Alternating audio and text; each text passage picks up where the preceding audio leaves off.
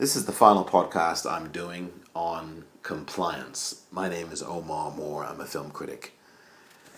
Compliance is, I think, the best film of 2012. And of course, at the time where I'm recording this, there are still a few more months of the year to go, but I don't think I've seen a film. I know I haven't seen a film as good as this in 2012. Craig Zobel directs the film very well. It's based on a true story, and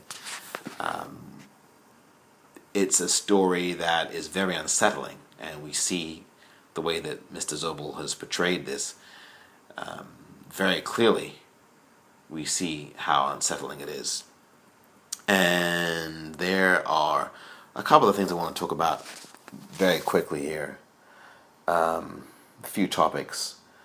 The language of authority and authority figures. I want to get into that a little bit here. I also want to talk about the idea of self-regulation, and also want to talk about gender. I may not talk about those things in the order I've just mentioned them in, but I'm going to get to all three of them, and I'm going to get to them as quickly and as clearly as I can.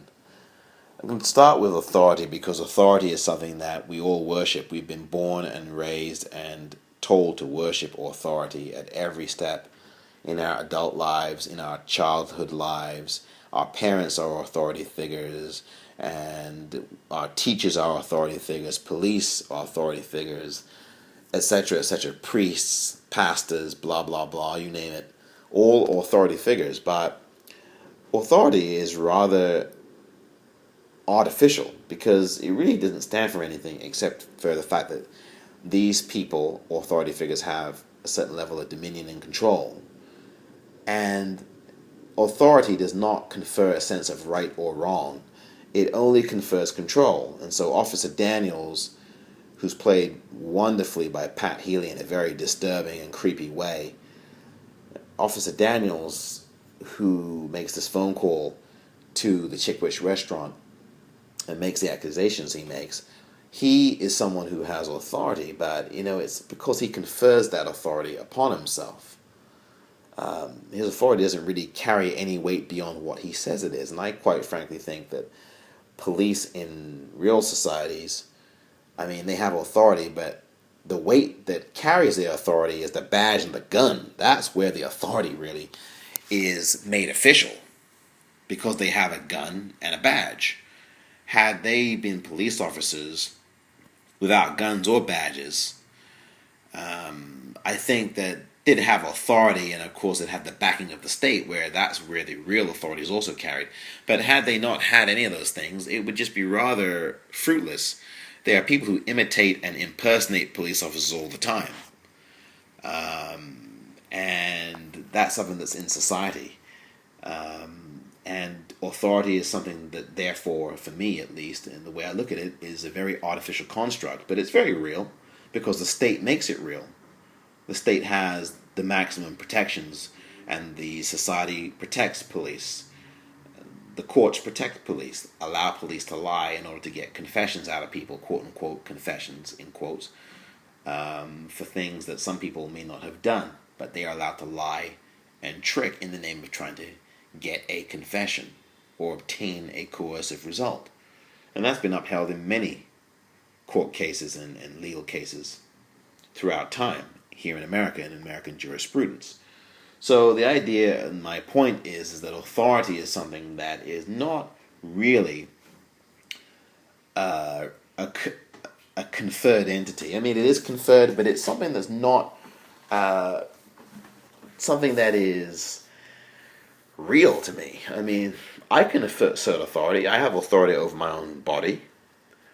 And right now, women have authority over their bodies, but a Supreme Court decision, God forbid, if it gets overturned, Roe versus Wade I'm talking about, women won't have that authority over their bodies. And Roe versus Wade is a very, very important, supremely important Supreme Court case back in 1973. And I dare say that if the incorrect result happens in a presidential election, you could see that right being taken from women, and then there's no authority there over their own bodies to make that decision, that right to choose or not choose. And everybody should have a right to choose. And I'm not just talking about when it comes to the subjects that Roe v. Wade talks about. I'm just talking about in life. Everybody should have choices in life and should have the ability to make choices, but they should also have the ability to reap the consequences of those choices. And in compliance, I think that the characters don't necessarily reap the consequences of the choices that they make. And if they do, it's only when things have gotten completely out of hand. And in life, it's the same thing. And in real life, it's the same thing. We do have to reap the consequences of the choices we make. So authority is something that I think is remarkably key in the film. Sandra's authority, Becky's authority, remarkably key entities. Becky, of course, played by Dreamer Walker. Sandra, played by Ann Dowd, and Ann Dowd an Oscar-worthy performance in that situation. Let's talk about autonomy, because autonomy and individuality are, I think, direct threats to authority. And in our society, we have these everyday terms, and some of them are very pejorative. Don't rock the boat. Whose boat are you rocking? Your own or someone else's? And what does that mean? And don't rock the boat seems like a very innocent thing, and we all have these very innocent sayings and phrases. But those are things that I think on another level are not designed, but they are part of that reinforcement of a lack of autonomy. You're not supposed to rock the boat. It also speaks to kind of reinforcing conformity. Marching to the beat of her own drummer. That is another term that is a pejorative term, and again, seemingly innocuous, but again, it's part of what I think is a way to kind of highlight this pejorative aspect of the term, and also to highlight the idea that autonomy is not encouraged. Individuality is feared. And those terms, don't rock the boat and marching to the beat of her own drummer, are the types of terms that fit within that model. The opposite of that, some positive terms, do the same thing as well. When someone says to you, well, I'm just making sure that we're on the same page, it seems like a very innocent, innocuous thing, and yes, it is. But again, on another level, it is just this kind of idea of conformity and uniformity. Oh, we're on the same page. And I mean, it's as if you're not supposed to have a different idea about something. And that phrase is commonly used during meetings, at workplaces, or, those types of things.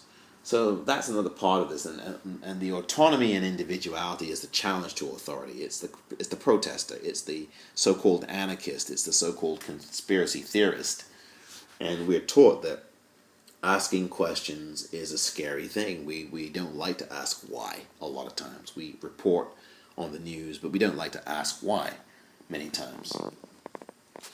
So that's what authority is all about. I'm going to talk about self-regulation next. Self-regulation, we all struggle every day as human beings to regulate ourselves, whether to act or not to act. And it's a day-to-day struggle. Law is in place to help us regulate our own impulses, some of which are very base, some of which are very the opposite. And those are to be regulated by the law, but often, as we know, the law doesn't do a sufficient enough job because there's still murderers out there and there's still rapists out there and people who do other very heinous things to human beings. So health and law don't necessarily make the grade. So we have to try to regulate ourselves. And even in the absence of authority, we have a struggle with it. It's easy to succumb to seductive advertising because we have triggers in ourselves, and advertisers do this. They know about psychological studies that show that people can be very susceptible to certain types of advertising, whether it's women placed in a suggestive ad or even shapes of a product that are very suggestive sexually and otherwise. Bottles of alcohol, phallic symbols, lipstick, all marketed in a very specific way to appeal to those triggers and those prurient things that we all have as humans.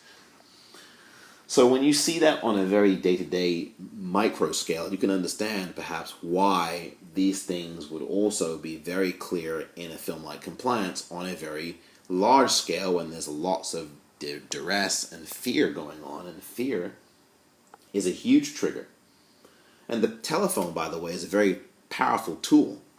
You might say, well, why the heck don't these fools hang up on this Officer Daniels? Why don't they just hang up on him? Well, suppose the phone was traced.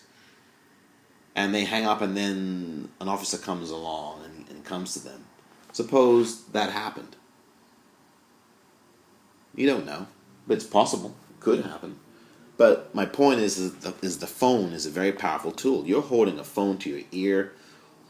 You know, you hear this voice in your ear. It's like a voice in your head. In fact, I think telephone communication is even more powerful than in-person communication. I mean, there's nothing that beats the immediacy of having another fellow human being in front of you talking to you face to face.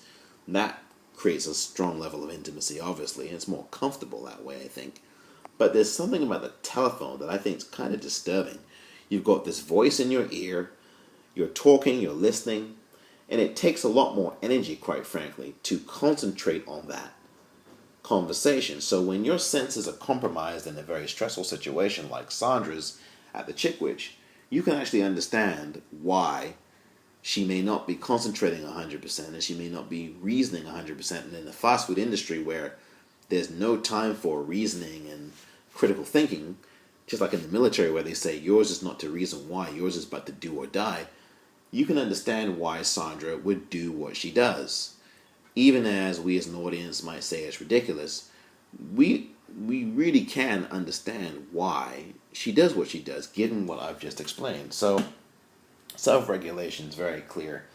The Stanford prison experiments in 1971, how self-regulation with authority being present is very, very key. Prison guards were played by students at Stanford back in 71, and they became absolute monsters as prison guards. They were unrecognizable human beings. Prisoners were played by other students, and they were attacked by these prison guards, their fellow students, some of them friends of theirs, and some of them wanted to get even more violent. The experiments had to stop. It was that powerful, that profoundly powerful. The Milgram experiments in 1961, we know about those. People administering electric shocks because an authority figure says so. The shocks were fake, but the people administering them didn't know that, and they were told it was up to 450 volts of shock. Actors would pretend to be shocked. They couldn't see those actors, the people doing the shocks. They were told that they were doing a good job, and that's what happens. You know, self-regulation with authority being present makes a huge difference. Abu Ghraib, 2003. We don't have to go back 40 or 50 years. We can go back less than 10 with Abu Ghraib. And how that particular scandal happened in Iraq, where prisoners, Iraqi soldiers and others were being abused by American privates, American private officers, soldiers, at the behest of higher-ups. And the higher-ups didn't get any kind of criminal prosecution, but there were people who actually participated, the subordinates, who did. So those are examples of self-regulation gone amok with authority present. I want to finally get to gender now. The gender runs deeply through Compliance and through the real-life stories. And Officer Daniels wields his power. He's a man. He's played by Pat Healy.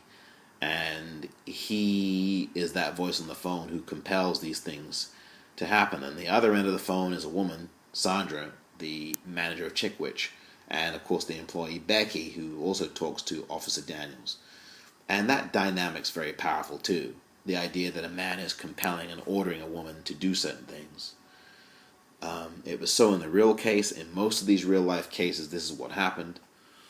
And in the film, Craig Zobel shows us clearly this happening. And there's lots of little gender dynamics in this film that are very powerful, but very subtle as well. The dynamic between Sandra and Becky, the dynamic between Sandra and her fiance Van, played by Bill Camp, the dynamic between Becky and other female co-workers, particularly her assistant supervisor in the film, played by Ashley Atkinson, and Becky's played by Dreamer Walker, by the way, if I didn't mention it. That dynamic is very clear as well, and the dynamic between the investigators in the film and the sexual representation, or the gender representation in that group.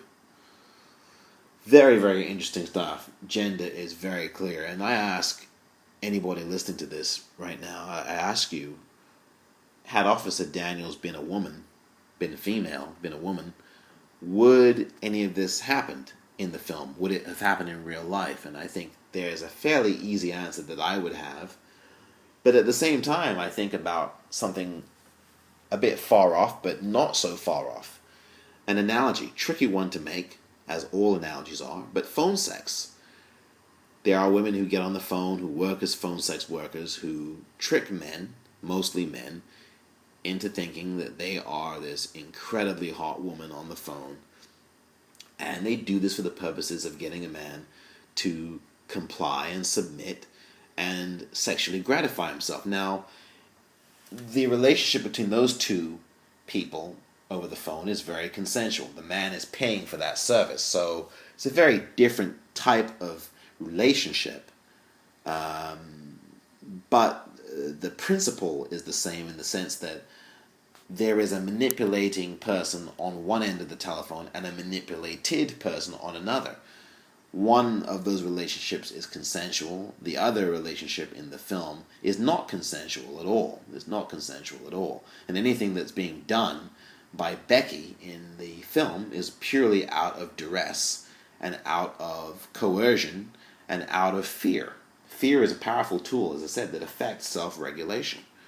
So in gender, you have these gender relationships, and you can see how easy it would be to manipulate that. After all, it happened 70 times over a 10-year period, as I've mentioned. So in the phone sex analogy, you have that going on as well, where a woman who could be the ugliest woman on the planet can sound very sexy, very charming, and can arouse the cockles, for lack of a better word, and no pun intended, from a man, and get him all hot and bothered and have him pleasure himself and arouse him to the point of satisfaction, all in the name of phone sex. And so it becomes a fantasy for that male who has called in and spends a lot of money, I would imagine, in order to get that type of thrill.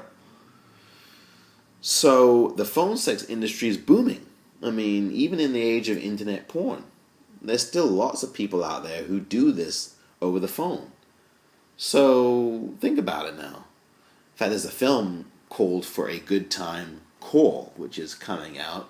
Will have come out, I'm sure, by the time some of you get to listen to this, it would have come out in the US, that deals with this whole phone sex industry and all that kind of thing. So there's a manipulation there too, and it's not so different than you might think. It's not an extreme example, it's a very comparable example.